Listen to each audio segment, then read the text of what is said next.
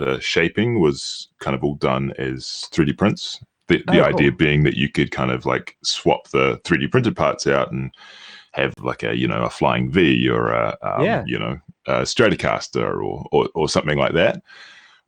So that was kind of my I think the thing that got me like people were like, oh wow, like this guy, you know, he can make stuff. Yeah. Yeah. That's pretty cool. And you said that was CNC that you were using to do all that? So that yeah, 3D printed. Oh, 3D printed. Okay. So the main body was made traditionally with hand tools, kind of the luthier stuff, and then 3D printed, kind of like outer shell, if you will. That's cool. All right, so I literally was just looking at this because I was trying to figure out just a fun laser project to do next Mm, week, and I ran across people making like laser cut violins, like where they're like stack yeah, layers and everything. So, like, have you ever done any instrument stuff on the laser side of things? I haven't done any laser instrument stuff. I think it's one of those things where it's like yeah, you start getting that confliction between your purist Right, like right. instruments in terms of like you imagine the handcraft instrument thing, and then the laser cutting is kind of like a I don't know, it kind of sits a little bit wrong, but it's also at that something you want to explore. So no, I haven't tried it Yeah. myself, but yeah, definitely something to do in the future maybe. Yeah, yeah, yeah. It's definitely not one of those where you're doing it for like the quality of the build or Mm, anything. It's more just almost like an experiment to figure out what yeah, you can do. yeah, But absolutely. that's cool. So what'd you do after university? Well, so that guitar project was done for a lecturer who was kind of friends with Sir Richard Taylor, which he's the owner and founder of Weta Workshops. Oh, cool. Okay. So this is where it leads me into kind of the film industry side of things, because that year they were running they called it kind of a summer scholarship, where they got kind of 4 students from that course to work at Weta Workshop for just 6 weeks over summer. So I jumped straight from industrial design to working at Weta Workshop, and then obviously after those kind of 6 weeks, well, they were like, well, you're here now, you may as well stay. So that's how I kind of moved into working in the film industry and kind of building props and sets and set design and that sort of stuff. What was the type of stuff that you were working on like at the beginning at Weta? Yeah, so we were actually doing. I'm not sure if you're familiar with the franchise, but it's called Thunderbirds. Okay. Yeah. Yeah. Yeah. So it was from like the 1960s or 70s, and it was back in the day. They did it all in like miniature, and it was like I don't know, like groundbreaking in terms of its miniature use and special effects and things, because it was all like real in camera like explosions and blah blah blah blah blah. But they were doing a reboot of that, but they were trying to keep all the kind of like the core of it in the sense that it was all done in miniatures, and things like that. So all the characters were CG, but all the environments were real. So I remember, I think it was the second day I was working there, and we basically had a whole bunch of model kits, and we were kit bashing. So like taking bits of kits and putting them together to make little like miniature background features, just like in the back of I think it was like Thunderbird 2's aircraft hangar. There was just like little techie type objects and things like that. And I remember like sitting there, and it was like 6 o'clock at night, and it was like time to go home, and I was like, like I'll just stay another hour and I'll keep working on these things. So that kind of develops into working on like actually building out the sets, and then that led into working on set, as kind of a miniatures puppeteer. Oh, cool. So in the sense, like some of the vehicles and stuff, you'd be literally like just you'd have a bit of fishing wire taped to the underside of the vehicle, and you'd be like pulling it across the screen and That's things like cool. that. Yeah. Yeah, oh, dude, crazy stuff. And like doing natural disasters, but as miniature. Yeah. So for example, like an avalanche was like a whole lot of baking soda, because it has that right like glistening whiteness to it. Yeah. So you'd be standing at the top of the set, just like on top of a ladder, like reaching over, and then the director would call action or whatever, and then you just like tip a bucket of like baking soda just like down the side of the set, That's cool. and they'd be like, "Ah, nah, I can't like redo that." So you'd run around, you'd like sweep it all up again, That's cool. put it back in the bucket, run back up the ladder, tip it down again. Yeah, no, it was pretty cool. That's cool. So the miniatures weren't just as like models to get an idea of scale, like they were the actual Mm. things you guys were filming. They were, yeah, functional models, yeah, That's cool. which led to all sorts of disasters on camera. There's like, you know, like legs would fall off and all sorts of Right. stuff. So you'd be up there like on the set, like imagine the like the camera crew, like, you know, thousands of dollars a minute sort of thing, and you're like, hold on, I've just got to super glue the leg back on. Yeah. But yeah, so that was quite an experience, like going from essentially university, just like being thrown in this world where it's like, and everything is done at such a intense time scale. So like you just have no time to do anything. So you'd be constantly trying to like think of new ways to do things, or a faster way to do something, or, you know, like what's the quickest way for me to do this to get the shot, sort of thing. Yeah. That So yeah, very cool. that was an amazing learning experience in itself. That's cool. So going back to right when you started at Weta, what was it like, I guess, going into the office and the workshop for the first time? Because like over here, especially in the States, like we just imagine it as this like magical world that you guys have over there. But what's it like practically to work in there? Yeah, well, I know because I think Adam Savage does quite a few videos Yeah. on kind of Weta Workshop and stuff like that. And I actually met him a couple of times when he cool. came through the workshop, Yeah. which was just really neat. Such an enthusiastic guy. It's amazing. But yeah, dude, like the first day where we just like Rich is taking us through the workshop, and it's kind of set up as you know, like it was originally smaller and then it's just kind of expanded over the years. So it's all this like labyrinth of rooms and different areas and stuff, and you're wandering through, and it's just like across all the walls, it's just like every movie they've ever done, just like different props on the walls, and he's just like walking around, he's just like, oh, that's that thing, and that's that thing, and then you look up and you're already lost, and you're like, oh no, I got to catch up to everybody. But yeah, it's quite a Cool. yeah, it's quite an eclectic place, I would say. That's fun. And the disciplines, it sounds like people do a ton of different things. Is that right?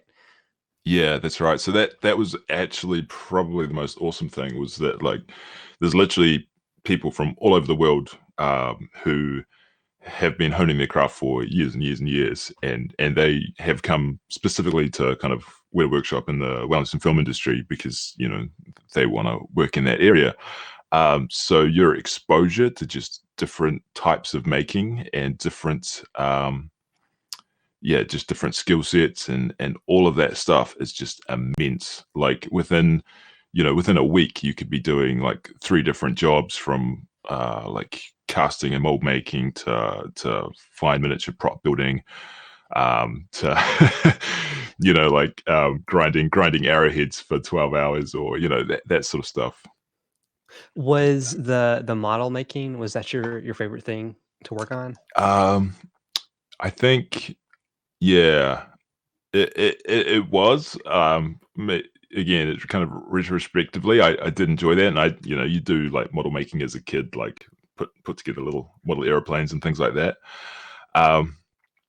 But there was kind of all sorts of things, and it really depended on the day. Like if you put together kind of like 100 tiny miniatures, you're pretty over it at that point, and ready to move on. I totally get that. Yeah, that makes sense. So I saw on your website, it looks like you worked on the latest Blade Runner, which is wild. And like, I definitely encourage people to check out the pictures, and we'll post some the links in the show notes. But I didn't realize those, I guess, backgrounds and buildings. I thought all of that stuff was CG, but I mean, these are physical models that you guys had.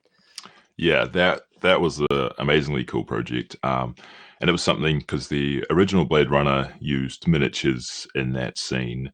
And so Denis, the director, really wanted to kind of keep that vibe going. And because, you know, Blade Runner, the original, was such a loved cult classic, it was like you really need those touch points back to the original to just keep the authenticity of it. Mhm.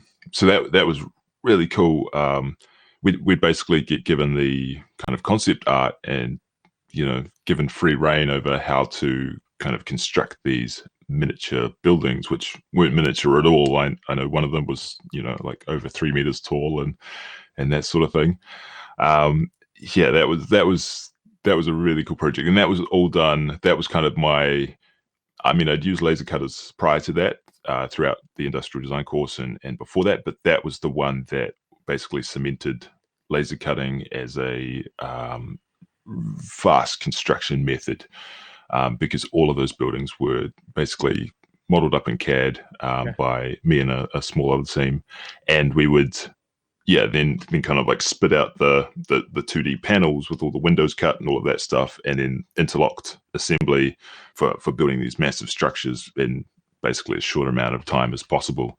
That's cool. Yeah, that's what I was gonna Yeah. ask because it looked like it was the base layer was definitely laser cut. So you said you guys designed it as well, or you guys did the 3D model. So would you just take like artistic Yeah. renderings and then make a 3D model Yep. from it? Okay. Yeah, absolutely. So like literally, I think one of our main images was just like a cityscape, just with the kind of like outlines of the buildings, and you'd had to kind of like, and that was like the artist's like look and feel that they would have given to the director, and then the Right. director would have gone like, "Yep, make that."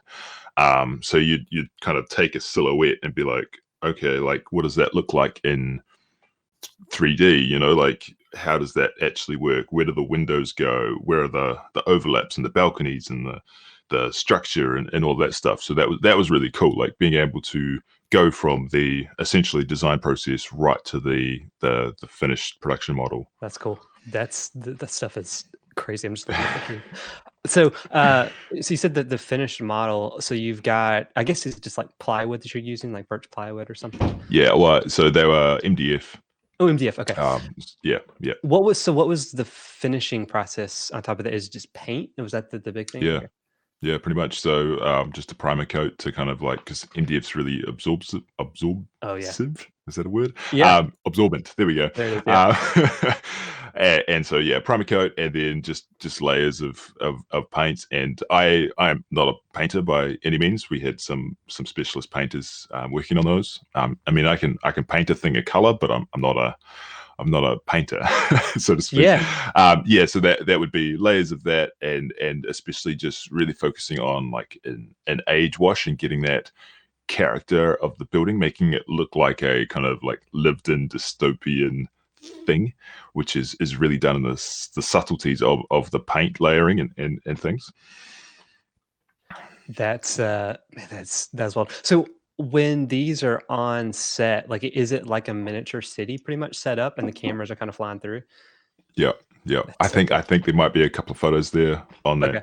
that little photo reel that I have. Then you can see the camera on the arm, like sitting in the middle of a city, essentially. Okay, yeah. And yeah, it's just like a bunch of buildings like on blocks, and they'll be sitting on, because you never see the floor, kind of thing. So they'll be sitting on like apple crates and suspended at different levels just to get that kind of verticality. Yeah. But yeah, like walking in there, and you're walking around like it was big, to get that thing, and you're just kind of like, oh, this is a bit weird. You feel like a giant wandering around. What size laser cutter were you guys using to do this stuff? So that was basically like a quarter sheet sized one. So I think it was like, I get, so not sure in inches, but it was 1300 millimeters by 900, which I think would be what would that be, just a bit bigger than 15 like a inches. 2 by 4 foot sort of thing. Yeah. Yeah. Okay. So like a sheet of plywood kind of. Yeah. Okay. Yeah. Gotcha. That's what. How did so you said that you laser cut? I guess like the connection points too. Like Mm, were they like interlocking? Like how did the pieces go together?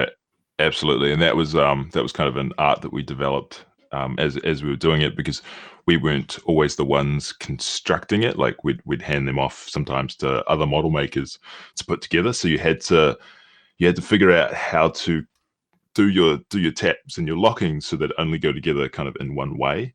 because otherwise, you'd hand something off, and then you come out 2 days later, and someone would have kind of like done it backwards and Upside down, yeah. upside down, sort of thing. So yeah, they were all kind of like interlocking tabs, and just referencing off each other as much as possible to try and get that. And it's also just like a speed thing as well. Like, you don't want to have to sit there and kind of like scan through every part and be like, okay, like A goes with C and all of that stuff. So yeah, it was quite a lot of experience learnt doing that stuff. That's neat. That stuff is just crazy. I've talked with some folks that have worked at Leica before, and so they'll get into like the miniatures and all that kind of stuff. It just seems like a really cool, just a world to be in for a while. Yeah. But imagine the actual days shooting are long and Yeah. tiring. Yeah. I mean, the film industry as a whole is a brutal machine. Your standard day is typically 12 hours, and then plus an hour's break, so you end up like 13-hour days, just as normal. And it's often you're working 6 to 7 days a week, just because they essentially try and cram a production in as short amount of time as possible, because obviously they're hiring gear and space and all of that stuff. So yeah, you get pretty crushed by it after a while. So after you worked on that, you said you've kind of worked on other projects as well since then. Yeah, that's right. So I worked there for a few years, and then and you essentially you're a contractor to them. Okay. And so you'll have gaps where if there's no film in town, there won't be any work around. So you kind of have a gap from a couple of weeks to a couple of months, possibly in between jobs. So during that time, I was like, well, I should try and do something myself, which kind of bridges those gaps and things. Because it's like, yeah, you can make a lot of money while you're working, but if you have a gap, then it's like, well, everything just kind of evens out, and it doesn't, the math doesn't quite work. Right. So that's kind of how I got into thinking about what I could do just in between those times. And it originally wasn't, or anything like that. It was just essentially just making things to sell to people, or providing my service as a maker person, just to different places. But yeah, so there's a bunch of smaller companies. Well, there's a whole kind of industry there where, like at the moment, so this year, say I've been working for like a different production company, not associated with Weta, but still in that film industry. So you jump around a bit. Yeah. So were you like, I'm just making stuff on the side during this time too, like as you were kind of looking for the side jobs? Yeah, that's right. So just like word of mouth, like you'd pick up odd jobs around where people would just need things, and you'd be like, yeah, sweet, I can do that. And that's what led me into kind of laser cutters and stuff like that, and having my own personal one was the essentially service I could provide for people that needed that type of thing. And I was never aiming to compete with a massive like job shop or anything. It was just those like, like, hey, a person wants an engraved cutting board for a wedding. Yeah, Right. I can do that. Or a person wants a few little coasters done for their thing. It was just kind of like picking up those little like ones and twosies type job.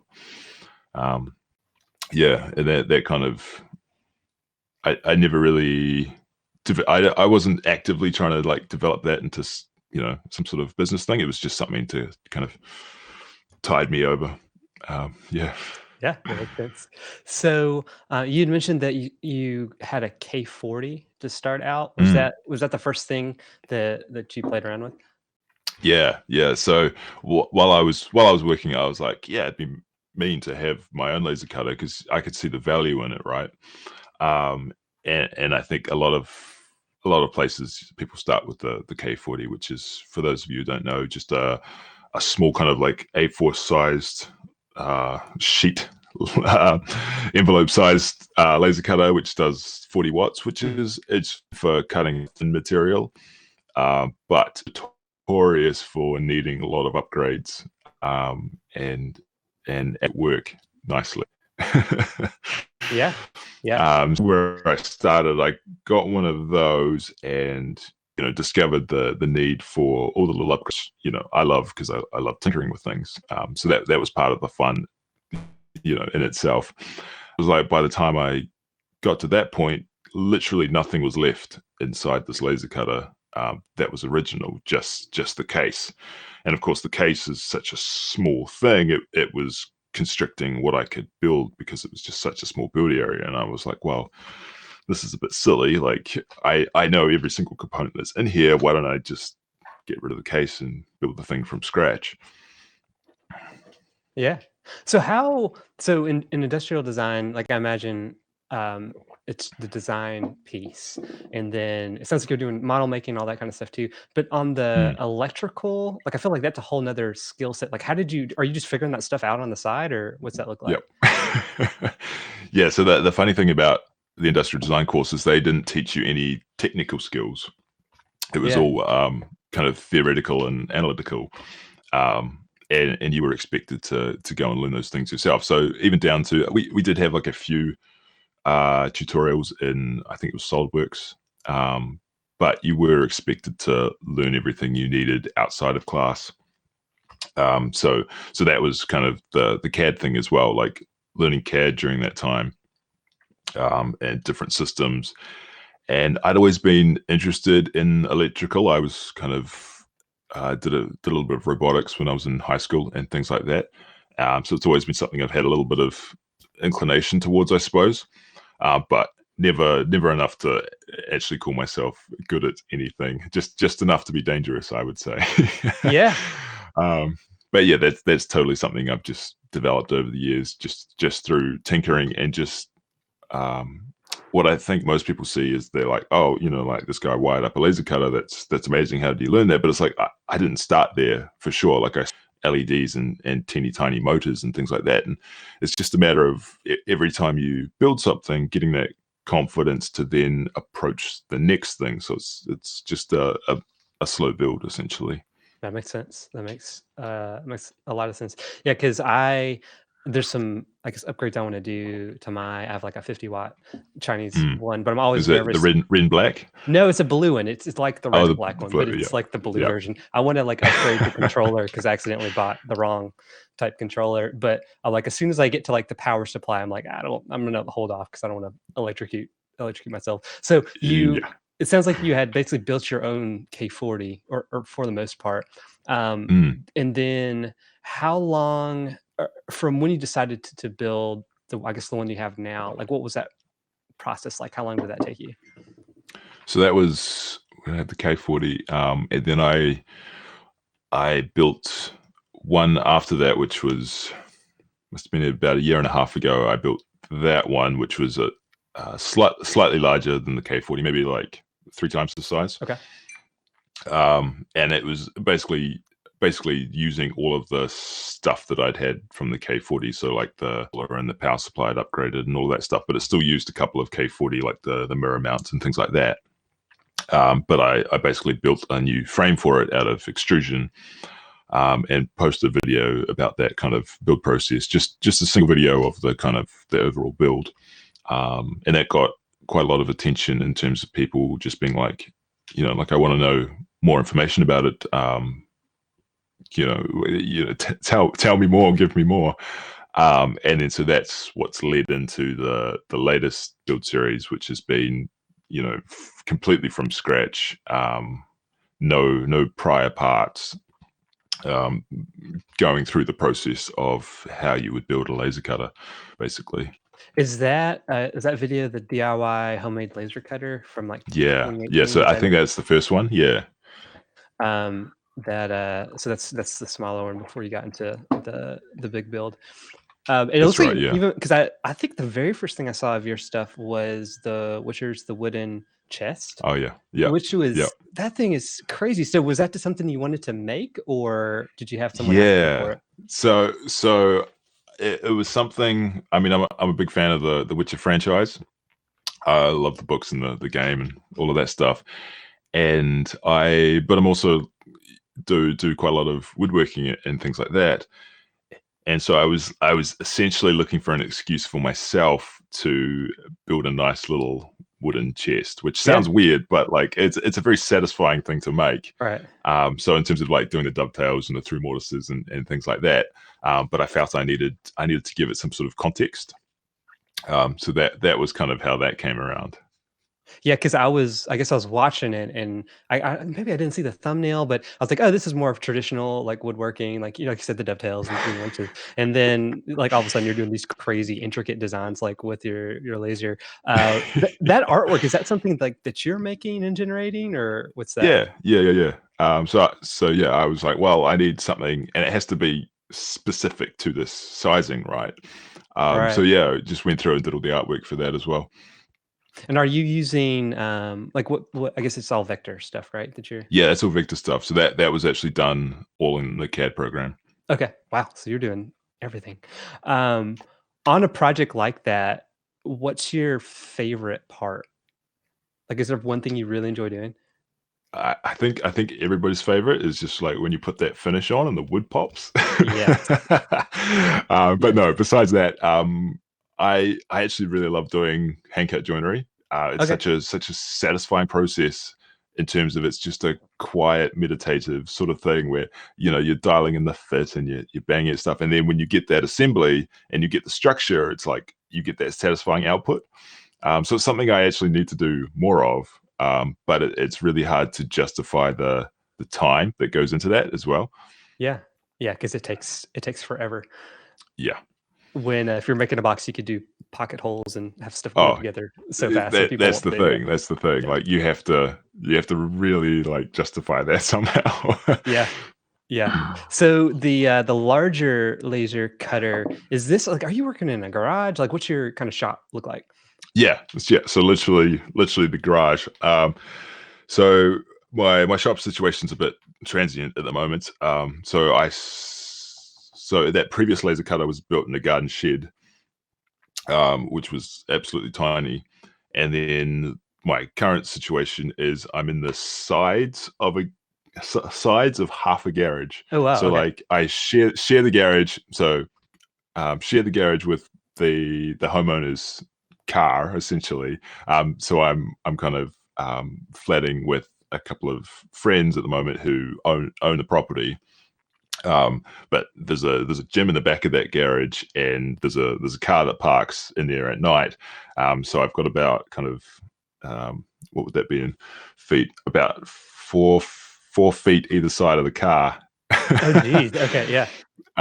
At the moment, so it's the laser like fits in with like that much like to spare. Yeah. And that thing is, I mean, it's um, pretty good size, it looks like, too. I mean, it's not a small laser. no, it was something. I was like, I think the if you're building a largish laser, you want to at least hit that like 2 by 4 Yeah. foot sizing, because that's kind of a standard size for hardware stores to carry sheet goods at. They're kind of the quarter sheet size stuff. So I wanted to get that, but I was also really conscious that I didn't have a lot of room. So the whole system is designed to basically be as tight as possible, in that space. So when you started that build, did you have, like, work or orders of specific things that you knew you needed this laser for? Or was it something you're like, "I just wanna build this thing bigger?"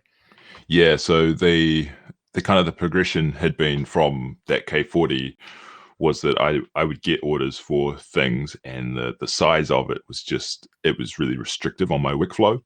So I was essentially losing money to it being so small, and it would take you so Mm. long to, cut all the pieces of wood to like that sort of size, put them in the laser Right. cutter, laser cut, take them out, do all that stuff. So then the next size up was an improvement on that, where I could do larger stuff, but I had built that one to fit through the door of the garden shed, so it had a weird uh, kind of bed size to it. Okay. It wasn't a nice round number, and that was restrictive in itself, because again, I would have to cut all the sheet goods down to specifically that size to fit in the laser cutter. Um, and then as you're getting orders, and someone wants say like an acrylic sign that's um, like 2 foot tall, and that laser did like 5.5 foot Yeah, in like a single thing, and you just be like, ooh. So yeah, that was a response to just as work kind of increases, you increase the size of the machine to go along with it. that makes sense. So as you started on the build, it looks like you have a full, is it a Fusion 360 model? Like, did you model everything up pretty much before you started working? Yeah, that's right. Like literally, I'd be sitting there after work at like, you know 10 o'clock at night, with calipers, like measuring every single point of a part that I just got in, just so I could put it into that CAD model. That's cool. So that was quite a long process. And for people that don't know, you have pretty much the full. I mean, you have everything you would need if you wanted to do this. Like, you have all the documentation and everything on your website. What made you decide? Because I mean, that's a whole nother process to like put all of that stuff together. Like, what made you decide to do that? Well, it was essentially something I could give back to the community, that kind of I had learned so much from basically forums and YouTube and all that stuff, and it was clear that people were looking for that. I'd get questions every day about certain things, and I'm like, well, like, let me just give me some time, and I'll sit down and actually bang this all out in terms of getting everything I've learned over the years, from using laser cutters in a commercial sense to just tinkering around in the building of them. Let me get that out into a single documentation, and hopefully I can provide a resource to the community that's going to kind of help people, you know, get to that next level. So, how long did it take to make? So I mean, as you will understand, the filming side of things is what takes the Yeah, longest. took forever. Yeah. So like my time scale for how long that build actually took, I genuinely have no idea, because it's like the filming was like at least half of that. Right. But I think if you were to get the parts in, um, if you gave yourself like a month of weekends and a few weeknights, uh, you'd be pretty close to getting it done. That's neat. So what is, I mean, is it finished? Like your last, I guess, video, like it starts finished question mark. So are there more things that you want to add to it? Well, it's one of those things where it's like there are so many things you could just keep adding to it and keep tweaking things. But at a certain point, you just start using it. So Yeah. that laser is already, I've already started using it in a production capacity. It's already done a number of jobs for clients. But there are still things that I will tweak on it, I think, over the coming months, and things like that. So it'll be a case of I'll use it for a bit, and then we'll do kind of a follow up video and be like, okay, well, these are the things that worked, and these are the things I've kind of changed or modified, or things like that. But in its state now, completely usable. Yeah. Yeah. Yeah. So you mentioned YouTube, and I know you've done some just build videos as Mm. well. Do you see still like a combination of? It sounds like you're doing a lot of like just client build work, as well as like, are you seeing like the YouTube stuff and all like that as a thing for you, or is that more just you want to share it with people? I I love sharing things, because I think I mean, that's how I learned a lot of the things that I learned, and I think it's almost selfish to not give things back, because Right. I've obviously had uh, a past that a lot of people aren't going to be able to experience, in terms of industrial design, and working in the film industry and things like that. So I've come across a lot of kind of techniques, and just almost like a mindset about working, that people might not necessarily have been exposed to. So I think it's a good thing to be able to share that, because it's just going to, help the community in general, and help push everyone forward. But yeah, I enjoy making things, so whatever I can do to uh, let myself keep making things. So it's almost like a dual justification. It's like the selfish side of things. It's like, yeah, I just like making things. I want to keep making things, but I can justify it by being like, well, like, share these things, Yeah. and then other people are learning. So it's like, win-win situation. Yeah. Yeah. Has anyone started or tried to go through your build? Yeah, there's a number of people at the moment That's cool. going through it, and it's something I need to do. I need to set up some sort of community page or some sort of like hashtag that people can respond to, just so I can, like keep an eye on things, and other people who are interested can go have a look at what other people have built. Yeah, it's so cool because I've done, I guess, just a couple plans on some of the builds I've done, and it's like it's probably my favorite thing is to get pictures of like, hey, I made this, and I'm like, man, you made that way better than I did. Like, that's so cool what you did. Yeah, exactly. I was super conscious of that when I was building it. I'm like, Rob, you better do an okay job, because other people are going to come along and they're going to build this thing and going to make your one look like. Yeah. Yeah, yeah. So what's next for you? Do you have like builds coming up that you're excited about? Yeah, well, so obviously, like with Christmas coming up Mm. and New Year's and things, there's going to be a bit of a gap between builds, but it's I want to. I was never kind of intending to be the laser cutting guy. That was just something I did kind of on the side of things. I love building everything, so I'm going to do. I've got a whole eclectic range of builds to do. So I'm hoping I can kind of throw in a few more of those and not lose my community of people who were interested in the laser cutter, essentially. Yeah, Because yeah, I've got a whole lot of different stuff planned for 2020. that's cool. That's cool. Well, man, I appreciate your time and chatting with us. If people, I guess, want to follow along with what you're doing, is it Further Fabrication? Is that the best place, like Yep. .com, and then on Instagram and YouTube? Yeah, that's right. That's right. Yeah, yeah. Well, it's been a pleasure talking to you. It's been really great. Feel a little indulgent talking about myself like that. It's not No, something I no, that's the whole point. That's regularly the whole do, point. but You could talk about all you want to. So. no, no, it's been really great, man. Like, yeah, appreciate the chat. Yeah, it was great.